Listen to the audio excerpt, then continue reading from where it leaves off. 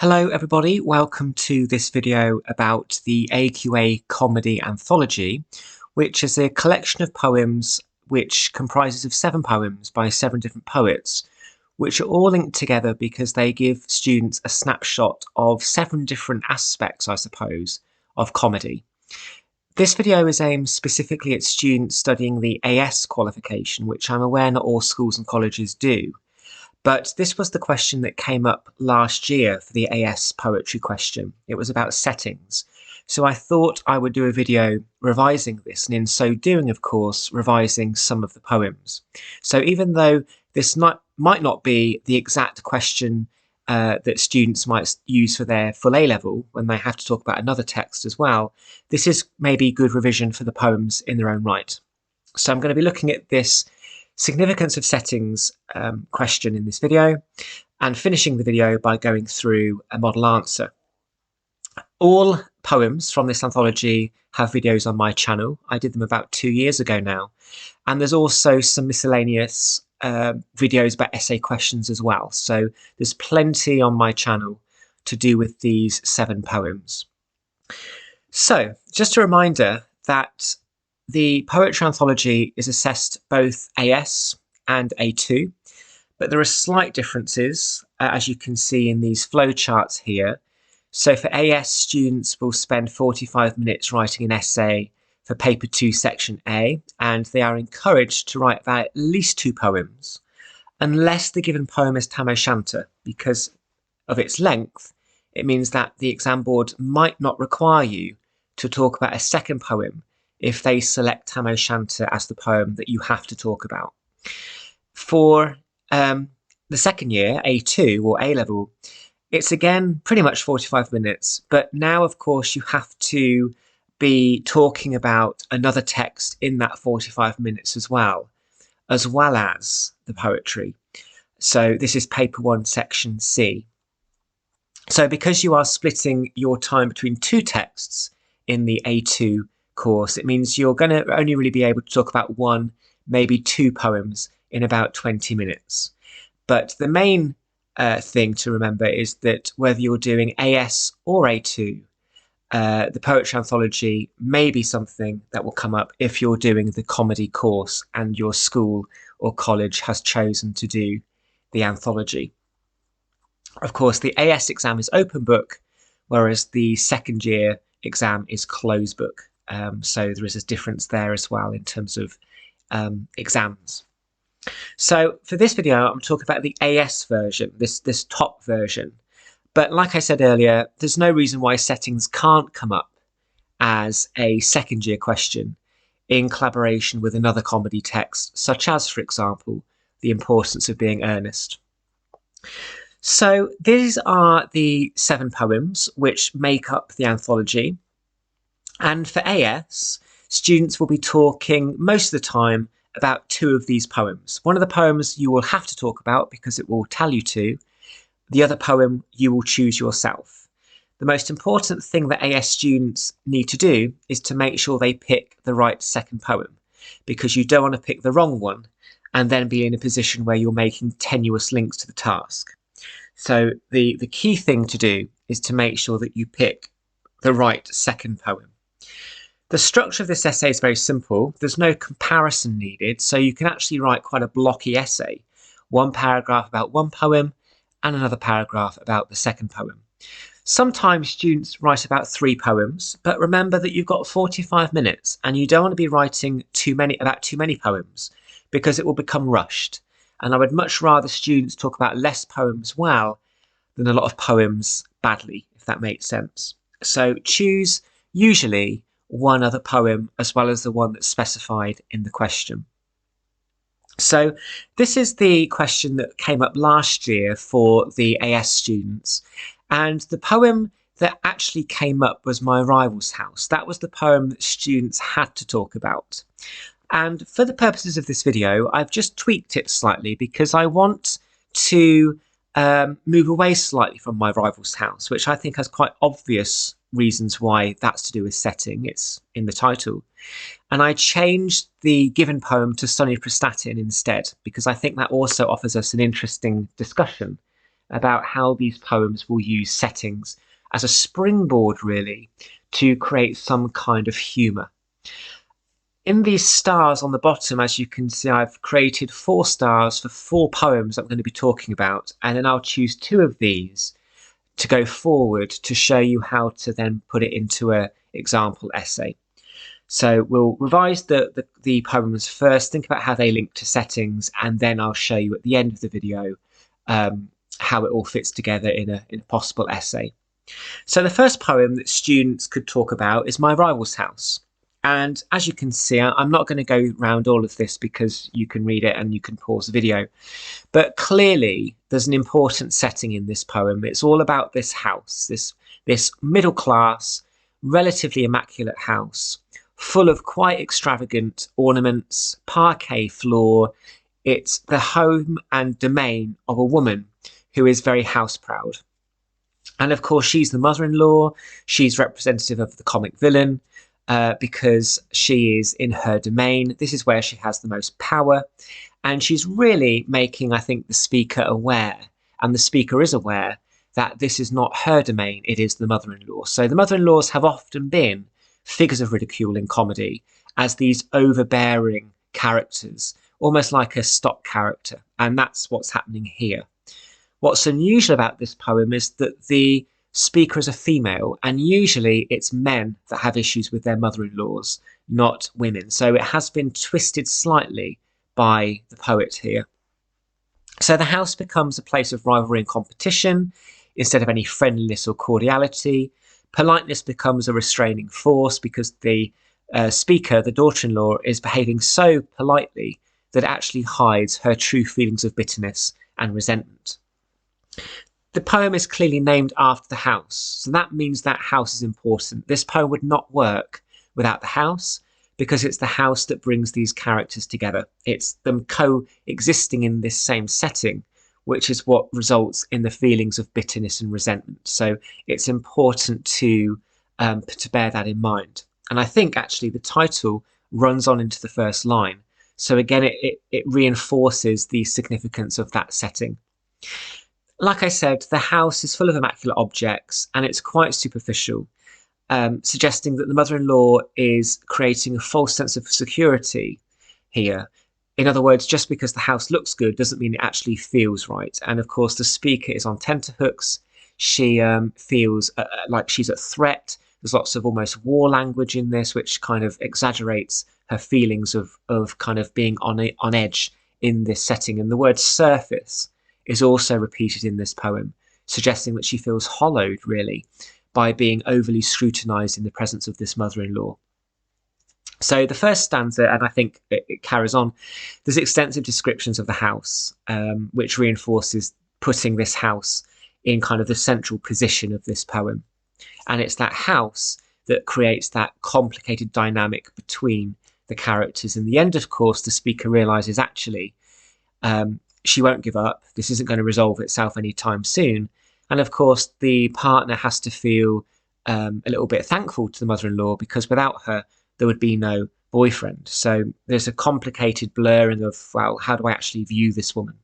So clearly in My Rival's House, there is a significance here of the setting. This poem would not work without it. Another poem that students might want to talk about is Sonia Prestatyn. I will take this poem forward at the end of this video to show you perhaps how to write about it in terms of settings. Sonia Prestatyn is a very interesting poem because on the surface it seems to be a poem which is about this holiday poster, which is advertising a seaside resort on the North Welsh coast between Liverpool and Anglesey. And the poem begins in the first stanza very idealistically. It presents this utopian, exotic place where there's palm trees and a girl that looks very happy on the poster. It appeals to the male gaze. She's in quite sexualized, tight-fitting clothing. There's also a hunk of coast. It doesn't feel or look like North Wales, this poem. It looks like something from the Caribbean. And what Larkin is doing is he's using this poster to show how false the marketing world can be. That we know that adverts on TV and on the internet always make things look better than they actually are in real life. It's part of that facade. And comedy sometimes is all about challenging facades and that superficiality and saying, actually, humans are far more flawed than this. Humans are far more, have shortcomings. We make errors. So we almost, our own behaviour presents these utopian visions from becoming true. And what prevents the utopian vision of humanity in this poem is the defacements and the vandalism of the poster. And it's those colloquial descriptions of the vandalism which can often be where the comedy comes from. Comedy can often come from taboo. It can often come from what is disturbing. It can also come from what is dark and uncomfortable.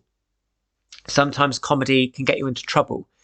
Comedians get into trouble all the time when a joke actually becomes too controversial for the public to deal with. So sometimes comedy is edgy, and this is, of course, what this poem proves. The poem finishes by making an allusion to the fact that the girl on the poster is replaced with a poster for fighting cancer, which suggests perhaps that there is something cancerous and to do with disease about the way men treat women in society, but also something about our own kind of patheticness, that because of all of our shortcomings and all of our foibles, a lot of the time comedy does come from celebrating what is universal. And what's universal about humans is we all make mistakes. So comedy will often elevate those mistakes as comic material and revel in this sense of presenting the patheticness of all of us. So Prestatyn as a setting, that obviously is linked to the question, acts as a catalyst for Larkin to use the poster, which is obviously what the poster is advertising, Prestatyn, in this pre-internet age, to show its treatment of vandals, and then subsequently perhaps a comment about gender politics and also the fake world of advertising. Tam O'Shanter is another poem which obviously has multiple settings in it. You've got the Kirk Alloway, the church, you've got the pub where Tam gets drunk, you've got the keystone of the bridge. So there's lots of mini settings in this poem. And of course, the fact that the poem is written in Scottish dialect reinforces the fact that Robert Burns is Scotland's national poet. So there's a strong sense of Scottish identity in this poem because of the reference to folklore, which would have been, passed around generations in the Highlands when this poem was written in the 18th century. But also reinforcing the fact that this is a poem about celebrating Scottishness and Scottish identity through that dialect. It does sound authentically Scottish, in other words. Of course, it's a market day, and the tradition is that Tam goes drinking in the pub. So the pub itself is a setting, and it's in that pub, of course, where he gets drunk, and it's the drunkenness which leads to his invincibility, which gets himself into ridiculous and absurd situations, such as being chased by a witch after he begins to feel sexually aroused by looking at her. So the pub obviously sets up the contrast between the safety and the coziness and the kind of revelry and carousing of drunkenness in the pub versus the pathetic fallacy and the stormy weather outside, which could act as a metaphor for Kate's anger, his wife, or also just this building of the climax to the catchphrase, "Well done, Cutty Sark," which means well done, short skirt. Of course, if you need any more information about these poems, I have separate videos on them, so please use those to help as well. Comedy is often about drunkenness because drunkenness is synonymous with partying a lot of the time and celebration. So no wonder comedy can come from parties and drunkenness. And the woods and weather create a mood of danger, which contrasts with the inn. And of course, another setting in this poem is the bridge. He has to get to the bridge, the keystone of the bridge, the middle brick of the bridge, so to speak, to cross the bridge because the belief was, the superstition was that witches cannot cross running water. And he survives. He becomes, a lovable rogue. He's a bit of a scoundrel. He's entertaining. The speaker certainly seems to be entertained in telling us this story. He lives to tell another day. But he doesn't make it easy for himself. So there are multiple settings in this poem, and therefore it makes it a good candidate for this question. The final poem could be Not My Best Side. Not as obvious, maybe, but you have to bear in mind that this poem is about a painting. And the painting is depicting a representation of a scene, of a setting. And that setting involves these three mythical characters, the knight, the maiden, and the dragon. The comedy in this poem comes from two things, really. The main thing is how Fanthorpe changes the characterization of these characters and makes them seem a lot more colloquial, vain, and pretty ridiculous than what we assume their roles to be in the painting. But the second reason is because the painting itself is representing something that is high art and high culture. We do not expect the knight, the maiden, or the dragon to speak in the way that Fanthorpe gets them to speak in this poem. It's too informal and it's too colloquial. So there's this contrast between how we expect them to speak in this kind of austere painting and how they actually come across to us. So it's this modernity versus archaism, or newness versus something that has existed before. This is, of course, ekphrasis. This device that this poem uses is ekphrasis because it's about an existing work of art. So it's the fact that these characters all share the same time and place in this painting which enables the narrative of the painting to be challenged. We think the maiden is going to be virginal and innocent. She's not. She's actually quite vain and insipid and only thinks of herself. We think the dragon is going to be fierce and awful. He's not. He's actually quite friendly, but also quite vain. Mocks the artist as well. And we expect the knight to be a depiction of chivalry and heroicism. But that's not the case either. He's arrogant and really quite detestable.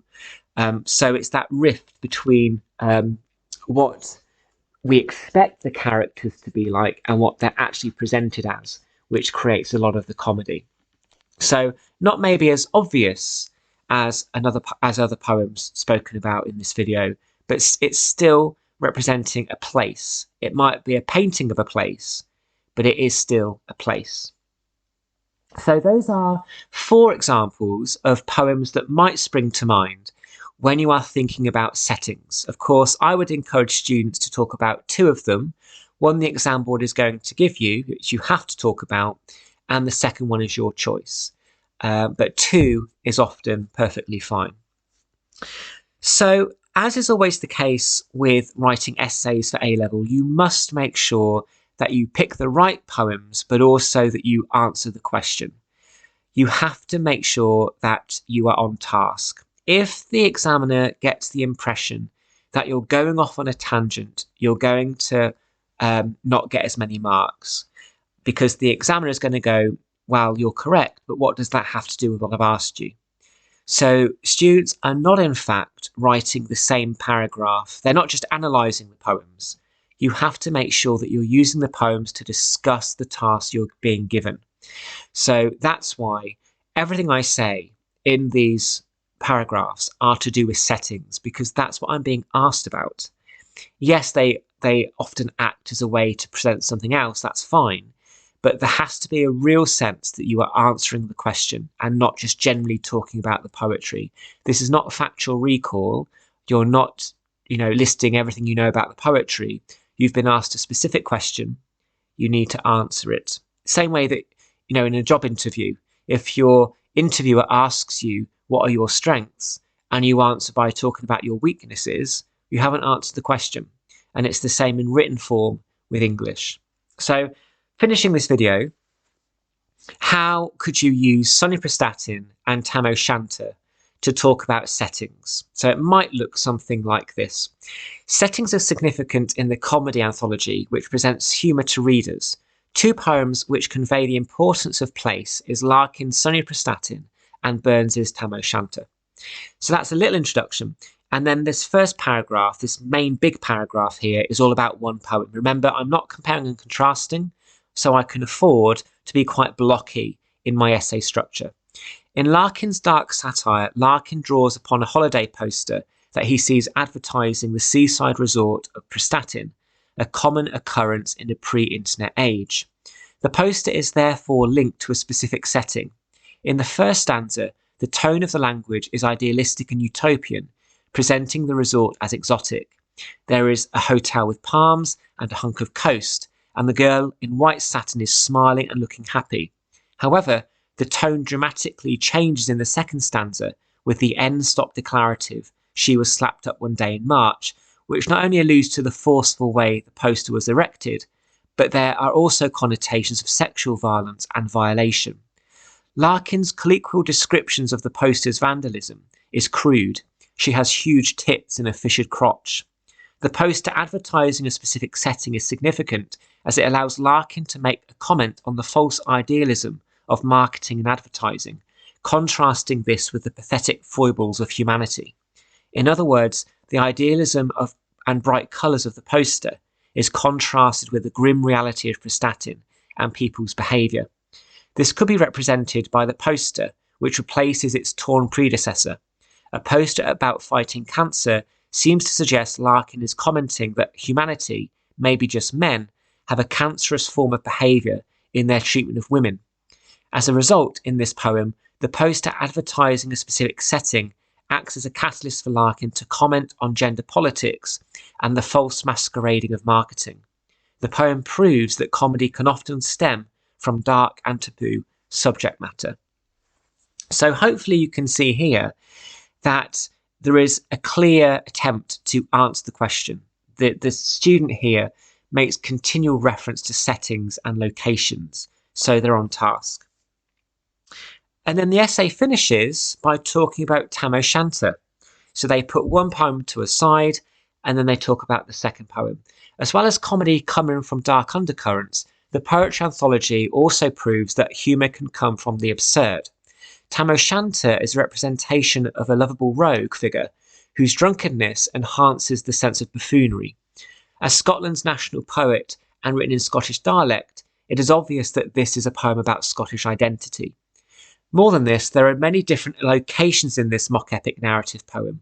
The pub, Ayr, Kirk Calloway, and the importance of the bridge to symbolise Tam's survival prove that in comedy, deaths and suffering are often prevented. Arguably, the most important location in the poem is the pub, because this is where Tam gets drunk to the point he loses all sense of danger. It is this invincibility which enables readers to seek delight in Tam's ridiculous behaviour and the experiences he has. He has spent the evening drinking with his friends, showing how comedy often features celebration and a sense of togetherness. The coziness of the roaring fire contrasts with the pathetic fallacy of the treacherous weather outside, which could metaphorically represent a sense of danger of Kate's annoyance at having a drunken Blenheim for a husband. The convivial safety and carousing of the inn shelters Tam from the outside world until closing time, when Tam must travel home on horseback. The same revelry from partying and drinking is seen in the ruins of the church, although the sinister and malevolent connotations of witches and devils is comically undermined by having them drinking and dancing, as well as Tam becoming sexually aroused by old Nanny. In this sense, the Scottish Highlands as a setting are significant as a place of folklore, a place where people believe truly in the malevolent capabilities of witches. In this poem, Burns breaks these serious connotations and instead makes the witches appear as if they are having a party. So again, hopefully you can see here that there is a real effort on behalf of the student to talk about settings. And in this poem, like we said earlier, there are multiple settings in this poem, which they could continue to talk about, of course, if they've got time. So that is an example of how a student might want to write in order to climb into the higher bands of the mark scheme. Okay. Notice my quotes are relatively short. I'm not feature spotting. I'm not interested in enjambment, caesura, similes, metaphors. If it's not relevant to comedy, if it's not relevant to the question, I'm not going to talk about it. I don't want to just throw it in just because I know it. It has to link to the question. Okay. So that hopefully is a helpful video for you to revise the comedic poetry for AS in terms of a question, but it might also be useful for second year students who are studying these poems as part of their full A-level. Of course, with the A-level, the second year, remember that you will be talking about these poems in conjunction with another text, which for this video I haven't included, but there are videos on my channel for the full A-level example. Okay, so thank you very much for watching and good luck with your studies. Thank you.